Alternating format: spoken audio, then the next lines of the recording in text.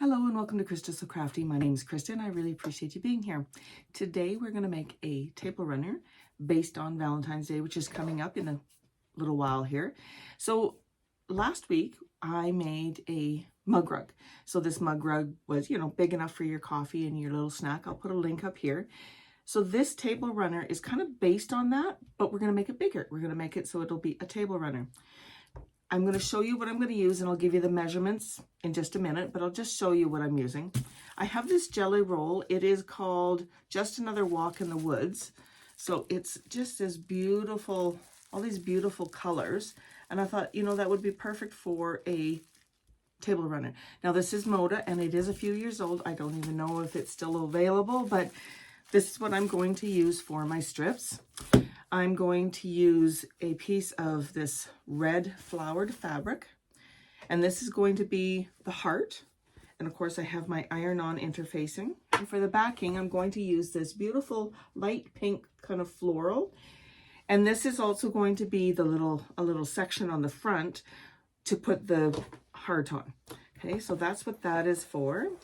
And as well, I have some batting. This is just a scrap piece of batting that I have. The table runner will be 14 by 33 when it's finished. And then we're also going to do some binding, which I haven't picked out quite yet. Probably we'll do like just a white maybe. Just keep it simple because there's a lot of color and stuff going on. So a white binding, which is 2.5-inch strips. Of course, your jelly rolls are 2.5-inch strips.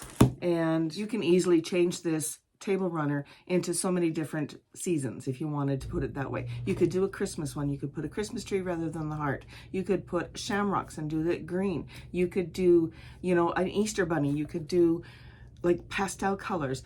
Really, this is just the basis, and then you can take it from here and make your own. All right, so we're going to start by opening up the jelly roll. Remember, don't use your good scissors on that plastic. So we'll open that up. I've had this for probably, 8 years. It's ridiculous. Anyways, it's about time it got used. And obviously I'm not going to use the whole thing on this table runner, but, all right, so let's open this up and have a look and see what we have. I do want some of the pinks with the green. I don't think I want the solid green. Maybe one of these. Let's see what else is in here. Maybe one of these. I'm just randomly picking. You know what? Maybe I will take one of these. Because I think this other one up here is just too bright. These are too bright for what I'm doing. Too green, I should say. And then we can take this one, and then this one. I'm just pulling out a few random ones right now. And there, we'll take one of those.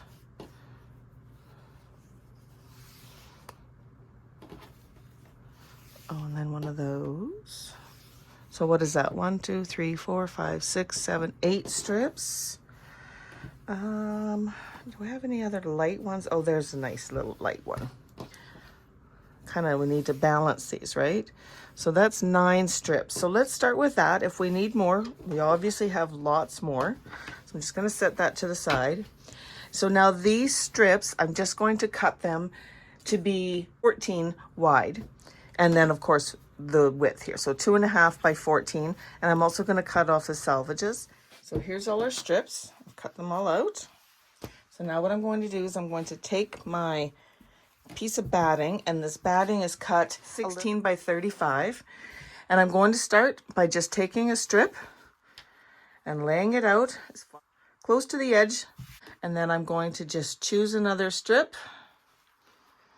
Let's go with a darker one, this one here. Okay, so I'm going to take my other strip and I'm going to put it face down. And we're going to do Quilt-as-you-go. So I'm going to lay these together nicely and lay them down. And I'm going to take it to the sewing machine and I'm going to stitch a 1/4 inch stitch along here. And that's going to secure them down to the batting. I'll bring this in and I'm going to switch my needle so it's a 1/4 inch away or from the edge of the material. and I'm going to sew down, and I'm going to back stitch.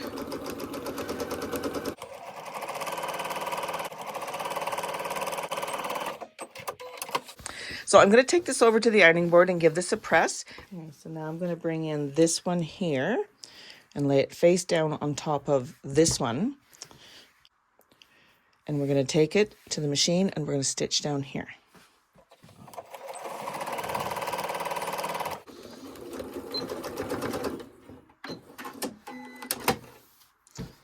Okay, so now we've got our 3 pieces on this side. Now we need to put our centerpiece in here where our heart's going to go. So I have my piece here cut out 14.5 by 10. So this is going to lay down like this. I'm going to line it up here like so. And I'm going to stitch down here using a 1/4 inch.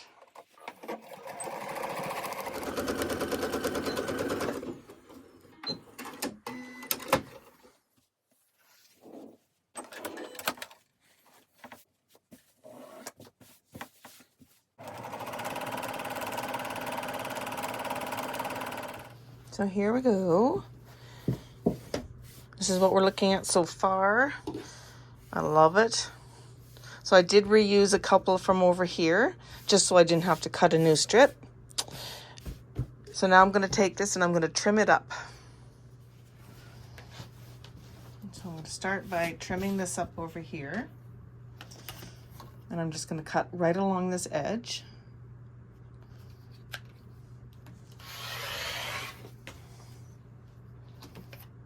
And I'm going to flip it around. I'm going to do the exact same thing over here, making sure everything is laid down nice. Like that. And now we're going to trim down the long sides. So we'll start here. I'm just going to line this up along the bottom of the mat here. And I'm going to bring my ruler and I'm going to line up this line across that bottom line right on the edge. Line that up and trim it. And just pull it down. So now I'm just going to line up against here and against this line on here and trim that up. And I'll repeat on the other side.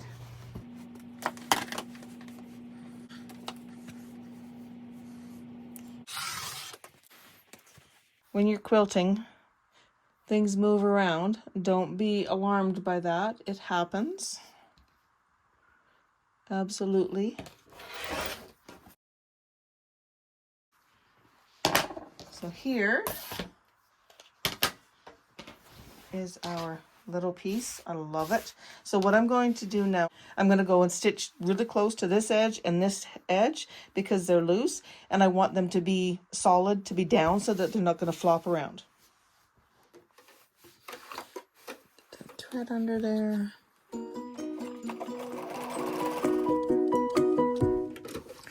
All right, so now I think what I'm going to do is stitch on either side of these lines here, just to give it a little bit more quilting. I'm going to line up the edge of my presser foot on that center line. I'm going to start right at the edge here.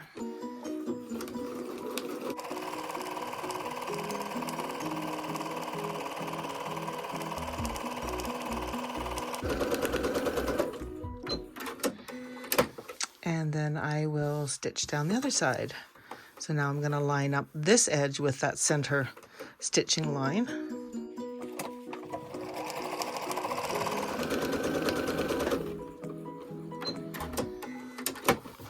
So this is what that looks like. And I'm going to do that with all of these.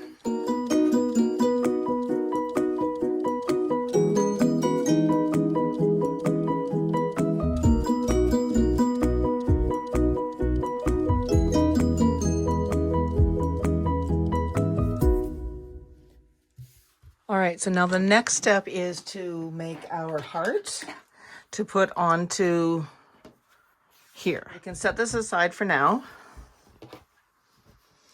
And then we'll take our red piece And I'm gonna give it a good press, and then I'm gonna put the interfacing on here. Now I have iron-on interfacing, so I'm gonna put that right on here. And I'm going to make my this way so I can double over my fabric 3 inches this way. Okay, so I'm just going to fold this in half about on the 3-inch mark. So there's the 3 from here to here, and then we wanted about 8 inches.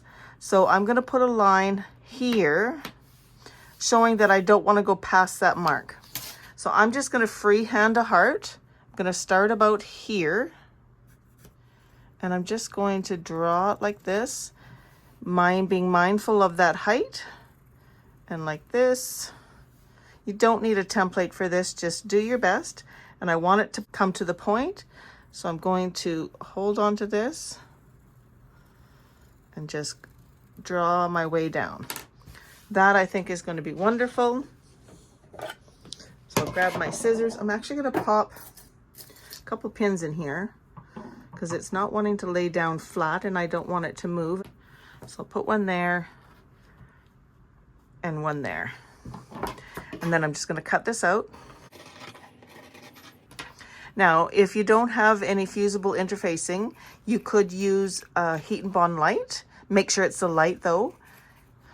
So I'm just going to cut all the way down to the corner, and I will save this for some other project.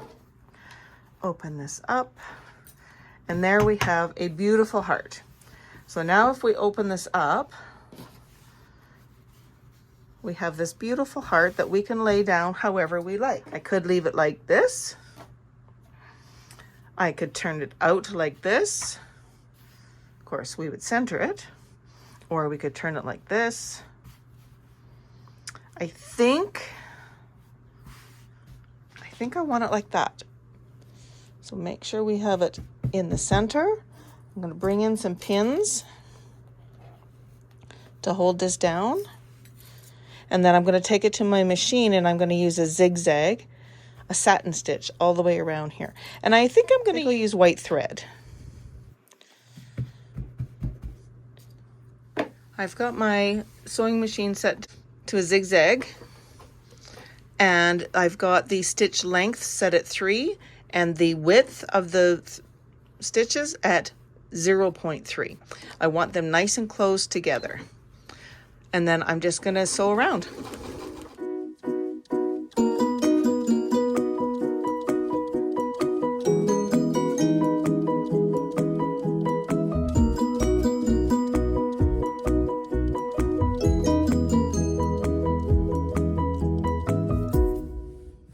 Okay, so now what we're going to do is take our backing piece, which again I've cut a little bit bigger than my design here, and I'm just going to lay this out so that it's all the way around.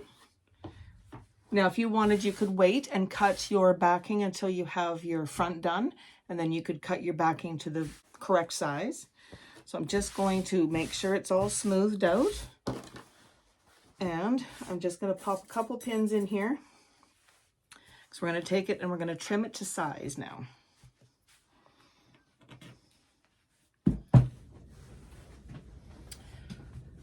It's all trimmed up nice, as you can see. So now we're going to start putting our binding on. I'm going to bring you in a little closer. You can see how I'm putting the binding on. Now I've already sewn my strips together. If you're unsure how to do that, I have other videos that I can link for you to show you how I put these strips together. I'll show you here like that. Okay, so I can show you other videos. So I have this all ready to go, and like I said, I'm going to bring you in closer. So I'm going to find one of my ends here, and I always like to start on the back side. Now I've left my pins in, so I'm going to take and flip this over.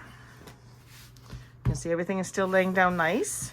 I'm going to take my binding and I'm going to start in the middle areas, but I'm going to start and I'm going to leave a good 4 inches, 3-4 inches not sewn down. Okay, so I'm going to start sewing here, and I'm going to sew this down to the corner. When I get to the corner, I will show you how to miter the corner.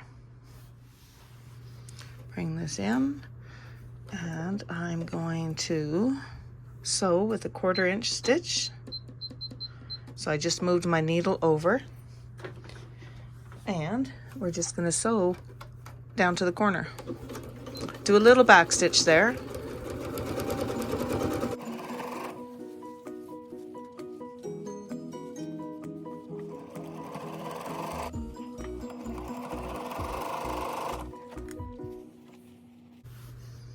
As we're approaching the corner, I'm taking the pin out just so it's not in my way.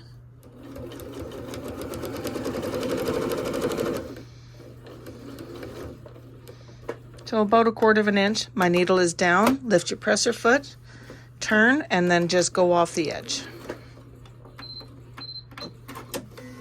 Cut your thread, and now when you turn this, you want to take this binding and pull it up so that it creates a 45-degree angle, and the raw edge of the binding is lining up with the raw edge of the table runner. Lined up there, 45-degree angle. Pull this down, fold it over so that this folded edge is lining up with the top edge. Line it up on the edge here, this side, and then we're going to start sewing. Now I like to start with a back stitch, and then we're going to repeat that process all the way around.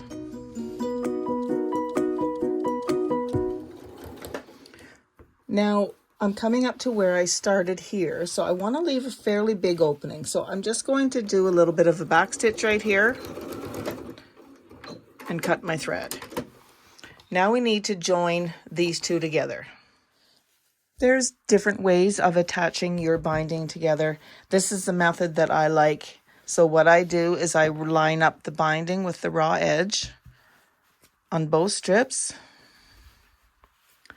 like this, and I bring them together. I'm just going to fold this over and kind of put a crease there. And I'm going to do the same thing with this. So those creases will be where I'm going to sew. So now I'm just going to trim this little binding off on this side because it's too long. And I'm going to open these up. And I'm going to line up those crease lines on top of each other. It helps to fold your item in half so that you have more leeway. So here's the crease line here on the one, like that. And if I open this one up, here's the crease line on that one. And I'm going to line those up like this. Put a pin in there. And then line them up on the other side. If you have trouble seeing where those marks are, you can put a pin in this way, like this, on both, and then it'll be easier to line them up. Okay, so now where those two pins are is where I'm going to line them up. It's a little fiddly, but it works great. Okay, and I'll pull one of those pins out, take the other pin, and pin that together. And now I'm just going to put a pin right in the center here. And now I'm going to take this over to the sewing machine, and I'm going to sew right on that line. Get this lined up here. I'm going to pull this pin out. I'm going to do a little back stitch. Okay, and then just keep everything lined up. Now, you may not be able to see that line, but I can. So I'm just going to go slow. Take those pins out before we get there, and back stitch at the end. Now when we open this up, let's see if I can show you right here. This will open up nice and flat, so we're going to trim all this off, and it's going to lay there nice. So you want to check to make sure that it's lying nicely first before you trim it, because once you trim it, of course, you're not going to be able to put it back on. So now that that's where we want it, I'm going to cut it, leaving a 1/4 inch, and I'm just going to finger press these open. Now if you want, you can take it to the ironing board. And then I'm going to fold this over, and it just wants to lay down oh so nicely. Look at that. Isn't that so nice? And then now put the needle back down in here. I need to set my 1/4 inch stitch again and do a little back stitch and just stitch all the way down there, and this part is all done. Now when you're coming up to where we started, you want to make sure that you do a little back stitch. And now I like to take it over to the iron and press this over, and so it's nice all the way around, and then we can start on the front. We are ready to bring this around to the front and attach the rest of our binding. So I'm just going to fold it over, and I'm going to just do a straight stitch all the way around, as close to that edge as I can to get the binding to stay down. This is the finishing touch. This is what makes everything come together. It looks so nice. I use a 2.5 inch binding. Some people do a 3, but I'm okay with the 2.5, and I think it looks so nice. So now when we get down to this corner, we're going to do a mitered corner. So what I like to do is take this bottom piece and just fold it up. And then I take my fingernail and I push the fabric underneath this part and kind of hold it and press this over, and you'll get a beautiful mitered corner every time. It's wonderful. So then just continue stitching, holding that down in place. And then when you get to the corner part, you want to just get your needle 1 stitch over so that you can turn it and continue adding your binding on. And this is what I'm going to do all the way around.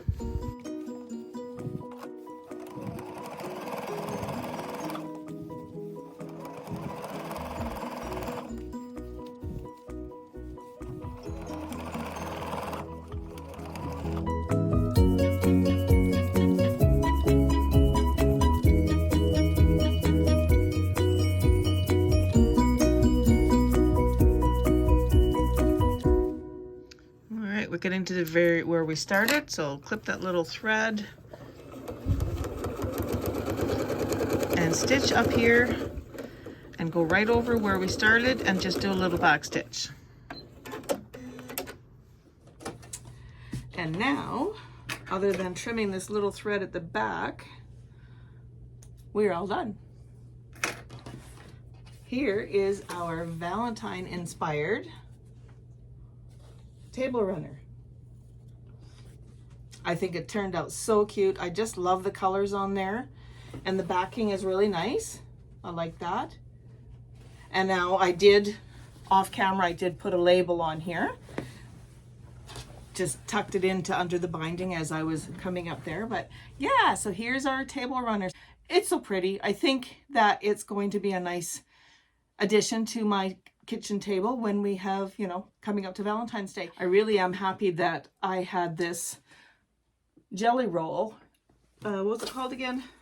By Moda, Just Another Walk in the Woods. I'm really happy that I had it, and you know what? I have so much left over.